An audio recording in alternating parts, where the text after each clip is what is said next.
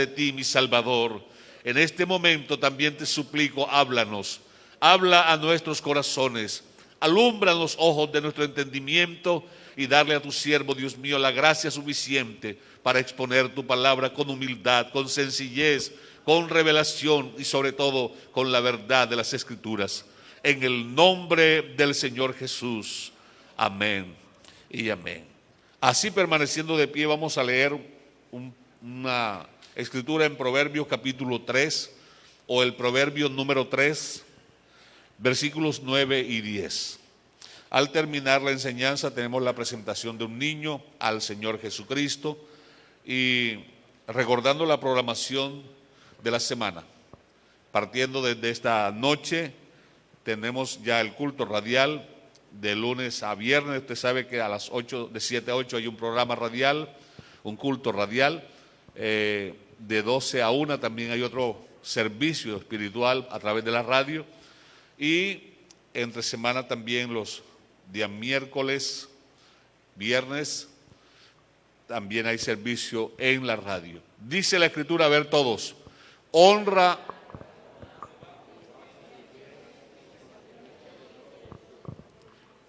y serán llenos tus graneros con abundancia y tus lagares rebosarán de mosto. Por favor, siéntese dándole gloria al Señor Jesús. Vamos a continuar entonces con el plan financiero de Dios. El tiempo pasó y uno cuando se mete en la presencia de Dios a adorar se le olvida el reloj.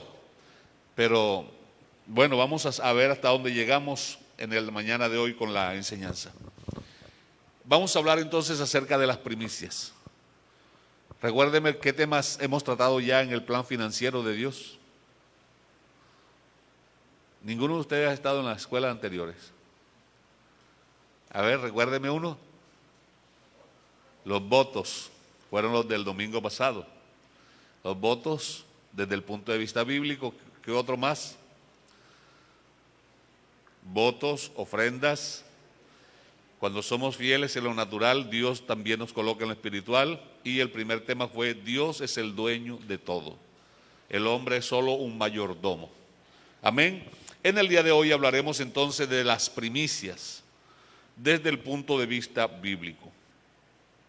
Note que el texto leído dice: honra a Jehová con tus bienes y con las primicias de todos tus frutos.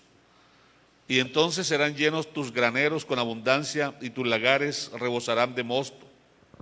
Esa es la escritura que tenemos como base. La palabra primicia se deriva de un término hebreo, de una raíz hebrea, que es bechor, y significa la garantía de que una promesa que está en el futuro se hará realidad. ¿En qué se materializaba esa promesa? Cuando el pueblo de Israel tuvo tierra propia, cuando llegaron a la tierra prometida, Dios le dio unos mandamientos y esos mandamientos encerraban el cultivo de la tierra, la producción de las crías de sus ganados, de sus distintas especies, y sobre todo que mostraran gratitud al Dios que les había hecho poseedores, dueños de una heredad que había sido prometida a Abraham, a Isaac y a Jacob, pero que ahora ellos estaban disfrutando. Amén. Que ahora estaba hecha realidad y que ellos estaban disfrutando. Entonces, todas las familias de Israel, estando ya en la tierra de Canaán, se relacionaban con Dios por medio de esta práctica. Pero aún antes que Israel tuviera propiedad, desde el mismo huerto del Edén, encontramos muestras de que aquellos primeros humanos que poblaron la tierra se relacionaban con su Creador por medio de esta práctica de las primicias, mostrando gratitud así a su Dios. Acompáñenme por favor al libro de Génesis capítulo 4.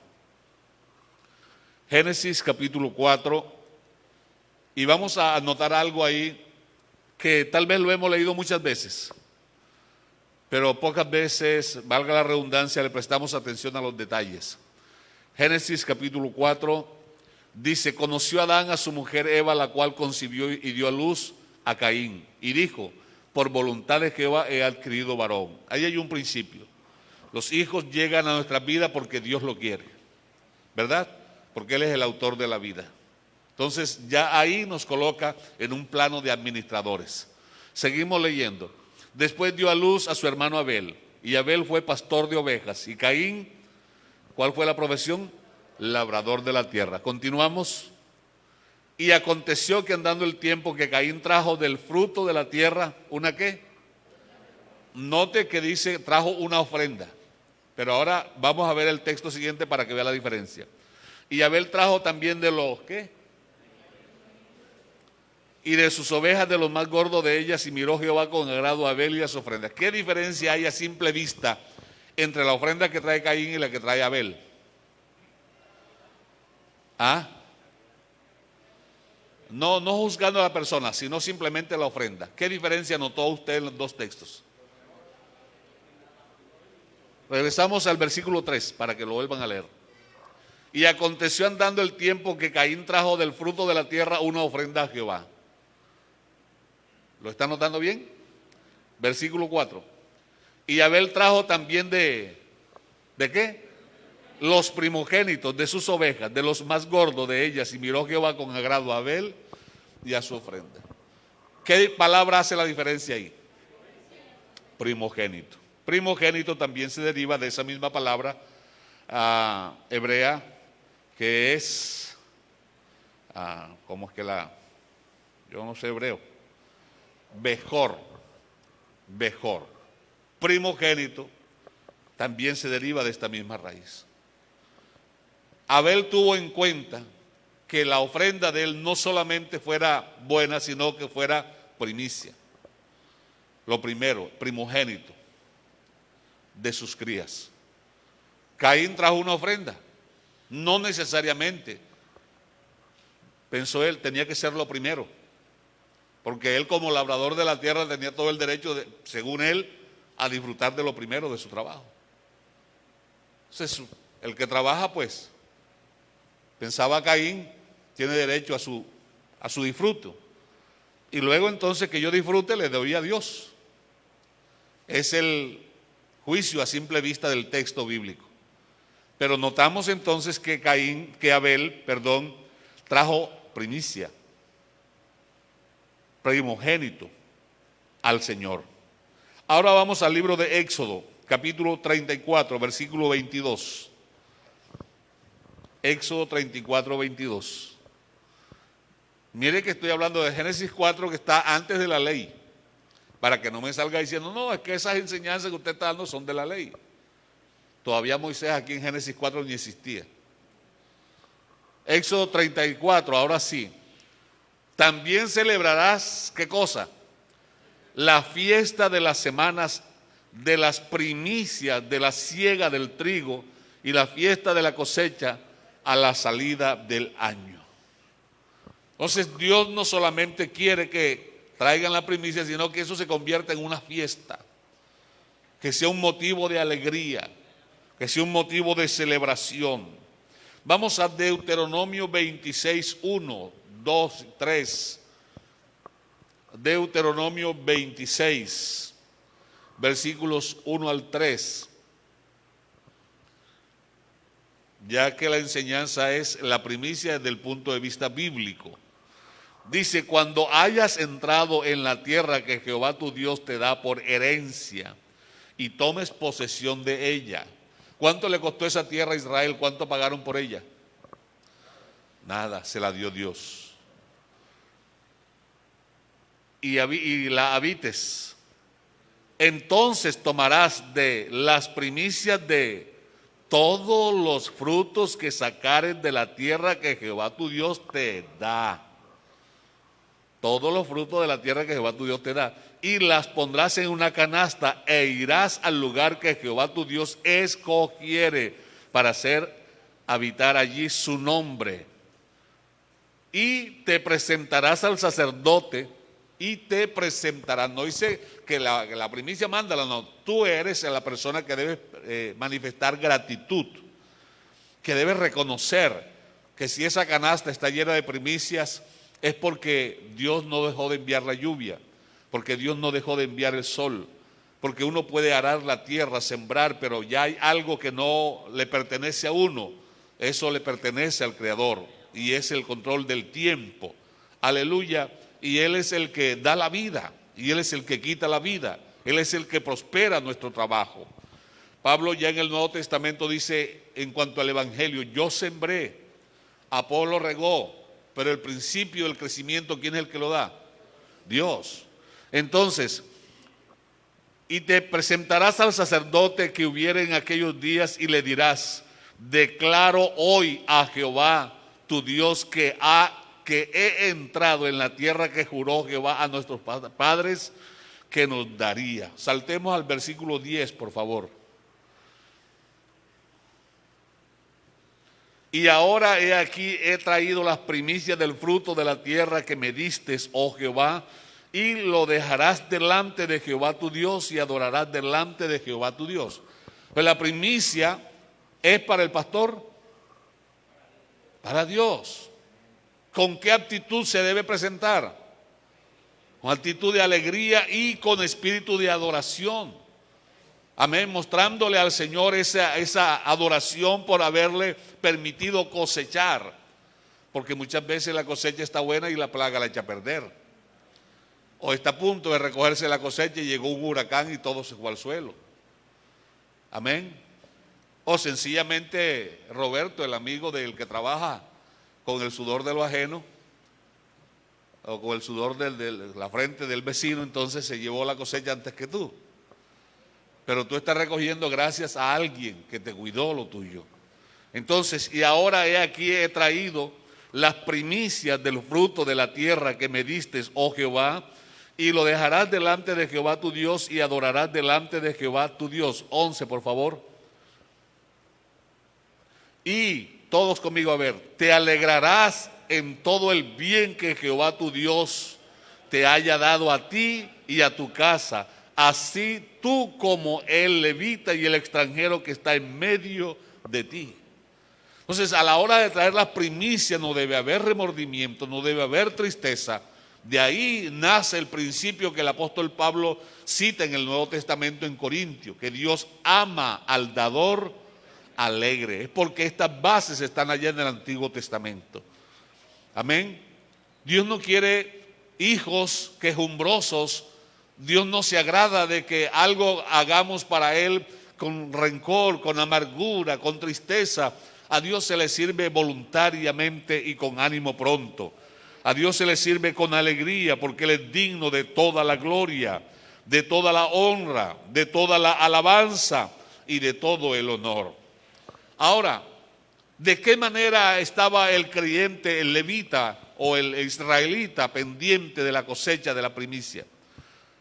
Como eran tierras donde sembraban trigo, donde sembraban cebada, haga de ver usted acá el cultivo de arroz.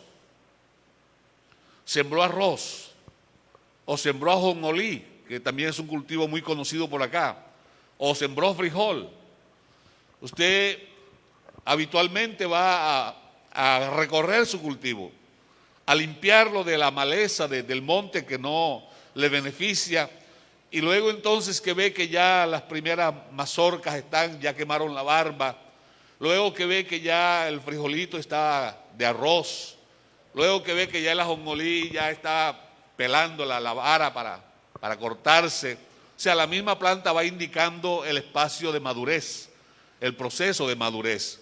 Entonces, cuando el israelita veía la espiga de trigo ya amarilla, cuando veía la espiga de cebada llena y amarilla que se colgaba como pasa con el de arroz, entonces él recorría todo su cultivo y esas primeras espigas él las cortaba con alegría, y mientras las cortaba daba gracias a Dios. Y lo mismo hacía con los demás cultivos. Todos esos frutos, los primeros, los más hermosos, los colocaba en una canasta y las llevaba a la casa de Dios. ¿Por qué hacía eso? Porque la traducción de la palabra indica la seguridad de que la promesa que está en el futuro se hará realidad. Bejor significa garantía de que se hará realidad una promesa que está por venir. O sea, como estas eran las primeras espigas que estaban madurándose, como era el primer fruto que estaba ya echando, dando punto para consumirse, entonces el cultivador las apartaba y las llevaba a la casa de Dios. Con esto garantizaba que su cosecha la iba a recoger completa. Con esto él cumplía su parte delante de Dios y ahora Dios quedaba comprometido con él. Aleluya, de que le garantizaba que iba a tener una cosecha muy buena. Amén. Una cosecha abundante, una cosecha repleta de la bendición de Dios. Es decir, era como una garantía que el israelita tenía, que el cultivador tenía al presentar la primicia. Aparte de que se gozaba de tener una propiedad, de tener ahora que comer, también se deleitaba en ver toda la bendición de Dios que estaba por llegar. Eso es trabajar por fe. Eso es servir a Dios por fe. Ahora dejemos un poco lo del grano y pasemos también a otro aspecto. Vamos a Éxodo capítulo 13, los versículos 13 y 14. Éxodo 13, versículos 13 y 14. Para que veamos que primicia no solamente tiene que ver con granos y cosechas, sino que implica algo más. Mas todo primogénito de asno redimirás. Regrese al 12, por favor. Dedicarás a Jehová todo aquel que abriere matriz. Ya aquí está hablando de hijos de los seres humanos. Aquí es primogénito. Lo que vamos a hacer hoy es presentar un niño delante del Señor. Dedicarás a Jehová todo aquel que abriere matriz y asimismo todo primer nacido de tus animales, o sea, primogénito de los animales. ¿Se acuerda que Abel trajo qué cosa? Primogénito. Todo primer nacido de tus animales, los machos serán ¿de quién? Ahora sí el 13. Mas todo primogénito de asno redimirás con un cordero. O sea, los animales domésticos que no eran comestibles o no eran de consumo, entonces los podían redimir. Si el creyente tenía un asno que era un animal de carga que le servía de transporte también y en gratitud quería dar la primicia a Dios, pero Dios no aceptaba un asno sacrificado como ofrenda, entonces ¿qué podía hacer el israelita? Bueno, él destinaba la cría de ese asno que era una primicia, pero como Dios no acepta ese animal en sacrificio, entonces yo me voy a quedar con el asno y en lugar del asno voy a dar un cordero. Eso es redimir ahí. Mas todo primogénito de asno redimirás con un cordero. Y si no lo redimieres, tendrás que matarlo. Amén, porque eso dejó de pertenecer a ti desde el momento que fue el primero que nació. ¿Me hago entender? Y si no lo redimieres, quebrarás su cerviz, también redimirás el primogénito de tus hijos. Cuando el Señor Jesús nació, a los 8 días que fue presentado, quien llevaba a su hijo a presentarlo, tenía que llevar junto con él una ofrenda. Esa ofrenda era dedicada a Dios. En primer lugar se le daba gracias a Dios y luego se le entregaba la ofrenda. Y con esa ofrenda le decía: Señor, estoy pagando el rescate por mi hijo. Amén. Estoy pagando el rescate por mi hijo. Era una forma simbólica para que el hijo permaneciera en casa. Por eso es que dice el Salmo 127, herencia de Jehová son los hijos, y cosa de estima el fruto del vientre. Entonces, cuando se presenta un hijo, hermano, no es un rito de buena suerte, es un compromiso que se adquiere con Dios. Es el momento en que uno le dice: Dios, tú pusiste este hijo en mis manos, ahora yo lo regreso a las tuyas.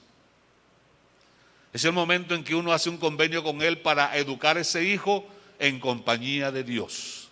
Así también, cuando presento las primicias de mi cultivo o de mis crías, estoy haciéndome socio con Dios.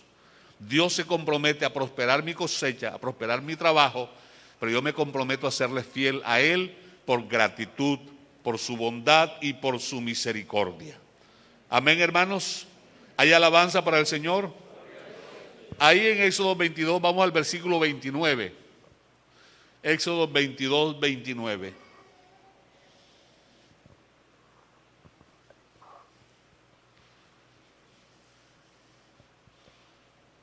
Éxodo 22, 29.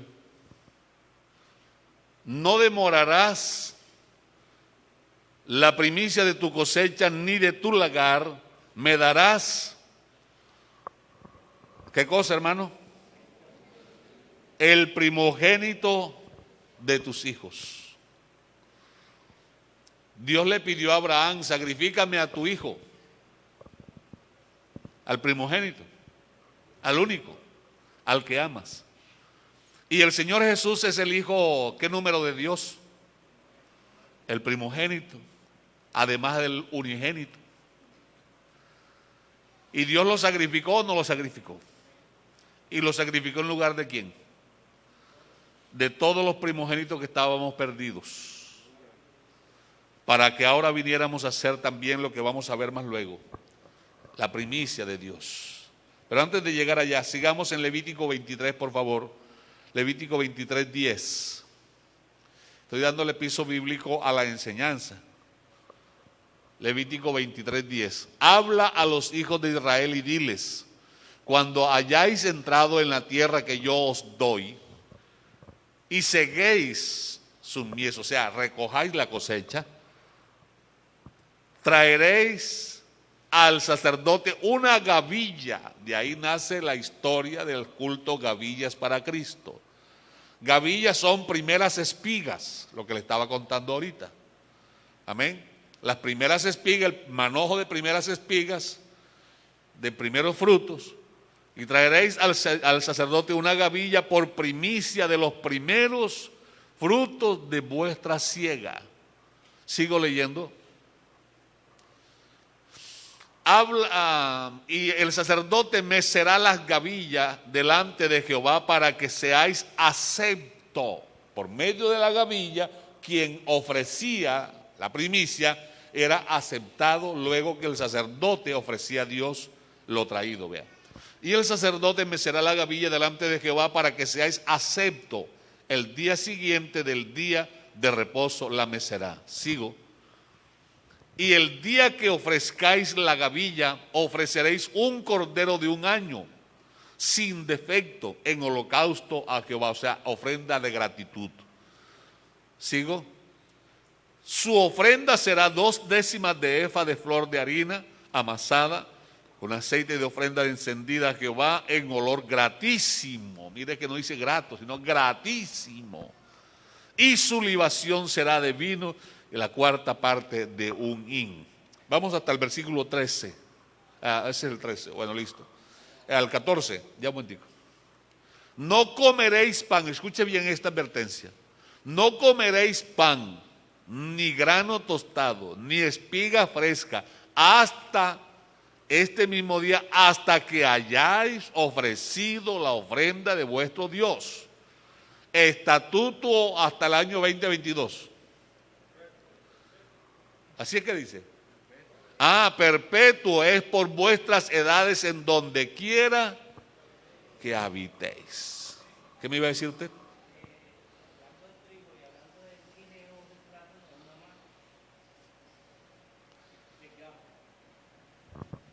Ya lo dijo. Vamos al Nuevo Testamento. Romanos capítulo 8, 23. Voy deprisa porque el tiempo acosa y ahorita aparecen los de la segunda escuela. Romanos capítulo 8, versículo 23. Vamos a mirar en el Nuevo Testamento el concepto de primicia. Y no solo ella, sino que también nosotros mismos que tenemos, hablando de la creación, viene hablando ahí.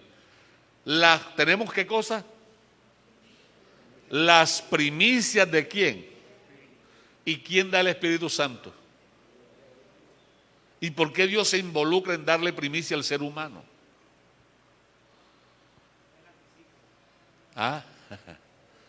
Allá en el Antiguo Testamento las primeras espigas era el anticipo de la cosecha que vendría. Aquí el Espíritu Santo es la garantía, el anticipo de lo que está por venir. Pero en este caso quien se compromete con nosotros es Dios. ¿Para quién es el Espíritu Santo? Para los hijos del Señor. Amén.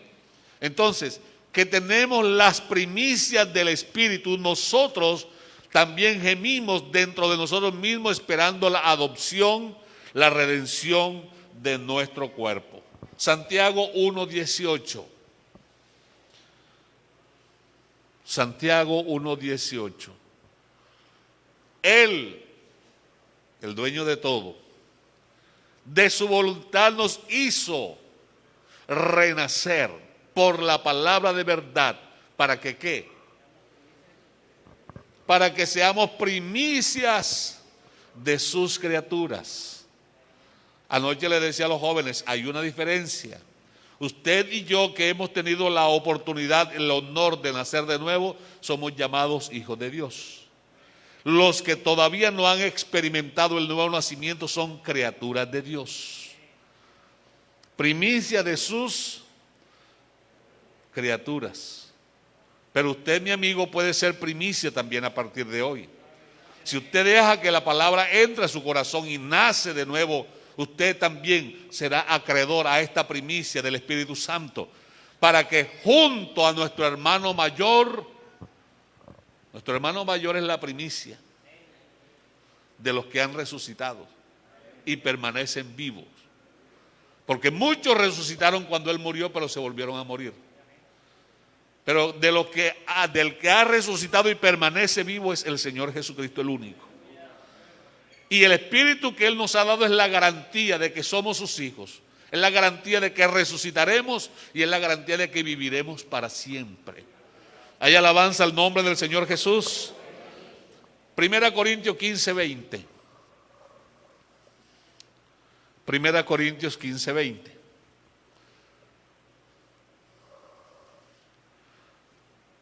Mas ahora Cristo ha resucitado de los muertos. Léalo, por favor. Primicias de los que duermen es hecho. ¿Por qué es la primicia? Para que en todo Él tenga la preeminencia. Porque a Él le gusta ser siempre el número uno. Porque Él no comparte su gloria con nadie. Porque Él es el primero que enfrentó y derrotó la muerte. Porque Él es el primero que se levantó con poder y gloria. Porque Él es el único que ha pagado el precio del rescate de las vidas de los seres humanos con su propia sangre. Porque Él nos ha redimido de toda tribu, pueblo, nación y lengua, para que seamos hechos primicias delante de Él. Y si Cristo, que es la primera espiga, si Cristo, que es la primicia, ha resucitado, usted también, si muere en Cristo, resucitará y vivirá eternamente en el nombre del Señor Jesús. Aleluya, aleluya. Gloria al nombre del Señor Jesús. Quiero decirle a los amigos que hay aquí y a los que están a través de las redes sociales que esto no es obligación, yo. Es mi deber enseñarle la palabra. Pero ya es responsabilidad suya si la cree y la obedece o si la cree y la desecha. Ya esa es su responsabilidad. Tanto para los amigos como para los hermanos. Pero el que no se hace socio con Dios no tiene por qué reclamarle nada a su socio. Pero quien es socio con Dios, claro que tiene derecho a reclamarle a su socio. Amén, hermano. Usted no sabe que cuando uno va a tener un hijo se convierte en socio con Dios. Según los especialistas, la mujer coloca una parte, el hombre coloca otra parte, pero hay una parte única en un hijo que la coloca solo Dios. ¿Oyó? La vida, nada más y nada menos, la vida la coloca Él. ¿Cómo hacemos para sacar a Dios de nuestros negocios? La Iglesia Pentecostal Unida de Colombia, a lo largo de más de 80 años, ha adoptado como práctica esta costumbre del pueblo de Israel. Este mandamiento que Dios le dio perpetuamente al pueblo de Israel. La Iglesia ha adoptado esta práctica. Hay regiones en el país donde no la practican, no la aceptan. Pero eso ya allá cada quien con Dios. Pero hay regiones en el país donde se practica muy bien y la diferencia se nota. La diferencia se nota en que en los lugares donde se practica esta enseñanza, hermanos, la obra ha florecido. Hay abundancia en todos los sentidos de la palabra, pero donde no se practica, todavía los campos están raquíticos. Las iglesias están sumamente bajitas, para no usar términos desofligantes. Porque es que el Señor dice en su palabra: el que conmigo no recoge. Entonces, mi amado hermano, mi amado amigo, nada en el Evangelio es por obligación, ni siquiera es obligación que usted se salve. Eso es voluntad suya. La voluntad de Dios es que nadie se pierda, pero usted decide si se salva o se pierde. La salvación no se pierde. Quien se pierde es el pecador. O se salva el pecador, se acepta al Salvador, y el Salvador le regala la salvación. No, hermano, es que yo fui el que sembré el cultivo, yo haré la tierra, yo lo sembré, yo lo cuidé, así que yo no voy a dar nada. Ustedes acá nunca han venido. ¿Por qué tengo yo que darle nada a Dios? Tranquilo, no agarre rabia, no dé nada. Que le aproveche, que le vaya bien. Pero la iglesia no tiene compromiso de orar por usted, porque no adquirió compromiso con usted, ni Dios tampoco está comprometido con usted. ¿Oyó? Es que es una sociedad, es un convenio voluntario, es un pacto con Dios. ¿Alguna duda, hermano, al respecto? Vamos a Nehemías 12:44. Nehemías 12:44 y por último Hebreos 13:8.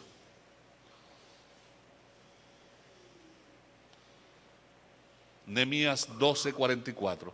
En aquel día fueron puestos varones sobre las cámaras de los tesoros, de las ofrendas, de las primicias y de los diezmos, para recoger en ellas, de los hijos de las ciudades, las porciones legales para los sacerdotes y levitas, porque eran grande el gozo de Judá con respecto a los sacerdotes y a los levitas que les servían. Dios a los levitas, como no les dio herencia, entonces de lo que traía el pueblo de Israel, les daba a ellos para que vivieran. Porque los levitas, los sacerdotes bíblicos, eran casados, tenían hijos. De tal manera es que los sacerdotes, Aarón fue el sumo sacerdote primero, luego sus hijos vinieron en orden y ocuparon el sacerdocio. Entonces eran casados y tenían hijos. ¿Y de qué vivían ellos? Si Dios no les dio heredad en tierra, pero los tomó a ellos para que fueran los servidores en el tabernáculo. Entonces, de lo que Dios bendijo a las demás 11 tribus, de lo que ellos traían, Dios una parte la aceptaba como sacrificio quemada y lo otro se lo daba a ellos. De ahí vivían los sacerdotes y todos los demás levitas que servían, desde trayendo el agua, trayendo la leña, lo mínimo. De ahí vivían todos. Vamos a Hebreos 13:8 y ahí terminamos.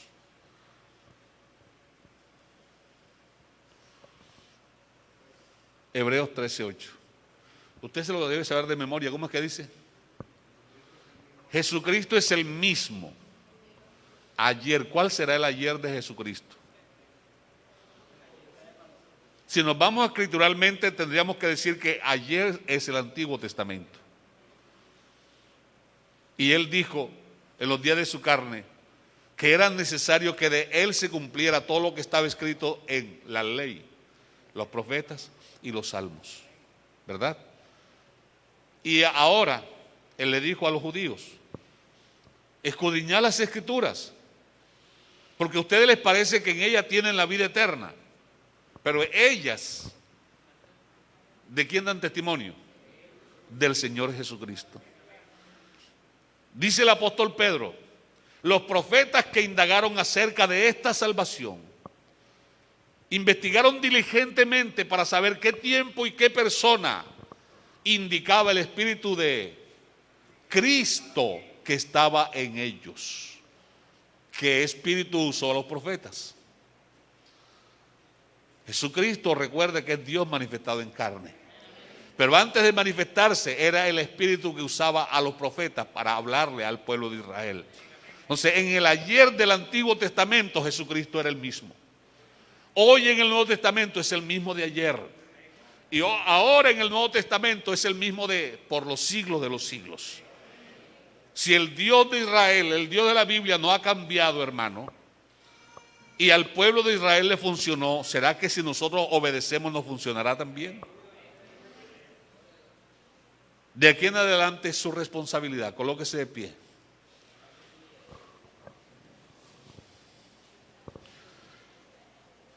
Nada, vuelvo y repito, es por obligación.